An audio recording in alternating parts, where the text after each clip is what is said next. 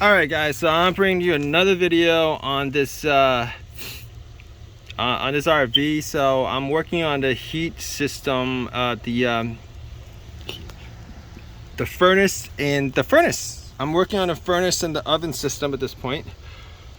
And so basically, I was doing the test to see whether there's any power getting to anywhere.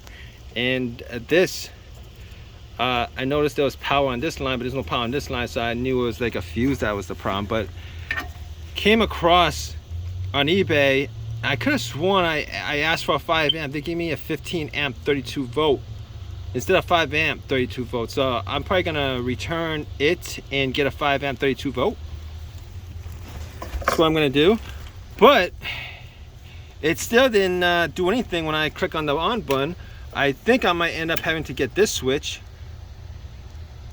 change out this switch, and possibly change out this little part right here, and possibly change out this little part.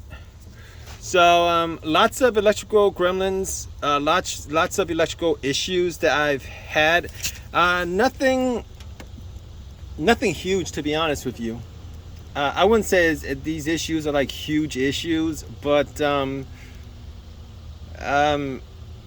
you know, it might be a good idea for, you know, if you guys are in this situation, what you guys probably want to do is just to test out to see whether there's power to certain parts and continuity and stuff like that. But this is what's up. This is what's next for me. I'm gonna change this out.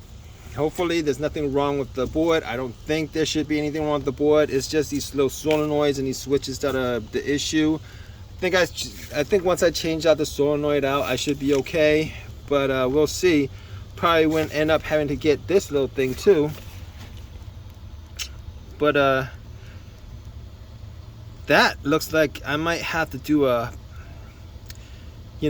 might have to take the unit out just to get that out. But we'll see. We're taking this one step at a time, guys. All right.